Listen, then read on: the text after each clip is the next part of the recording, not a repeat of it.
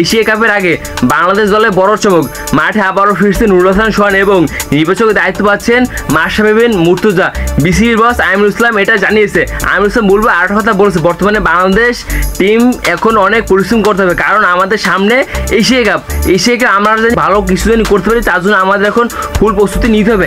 আমাদের এখন ভালো ভালো প্লেয়ারদেরকে সেট আপে রাখতে হবে, তারা ভাই কোন পজিশনে খেলবে, তারা কীভাবে খেলবে। বর্তমানে আমাদের মোস্তাফিজুর রহমান, তারপর তানিসুন তামিম, তারপর সাকিব, তারপর আরও অনেক প্লেয়ার আছে যারা ভাই ভালো খেলে, তাদেরকে নিয়ে এখন খুব কাজ করতে হবে, তাহলে আমরা এশিয়া কাপে গিয়ে সফল হবো, এমনটা জানিয়েছে বুলবুল। আমিনুল ইসলাম বুলবুল আরেকটা কথা বলেছে, বর্তমানে মাশরাফিকে আমাদের বোর্ডে খুব দরকার, তার জন্য আমি তাকে নির্বাচকের দায়িত্ব দিতে এসেছি।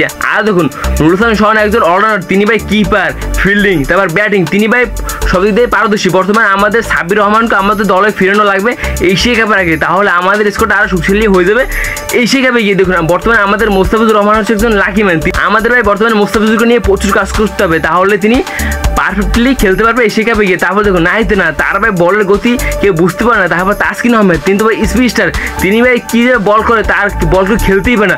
তার ভাই পারভেজ ইমন এবং লিটন দাস, তারা ভাই ওপেনিংয়ে থাকবে। তারপর তামিম, তারপর তাহিদ, জাকির আলী অনেক কিছু ভাই সেরা ফিনিশার। বর্তমানে আমাদের জাকির আলী অনেক, তারপর রিশাদ হোসেন, তারপর শাহিম বটরি, তাদেরকে নিয়ে ভালো মতন কাজ করবে, তাহলে আমাদের ফিনিশিংটা আরও ভালো হবে এশিয়া কাপে গিয়ে।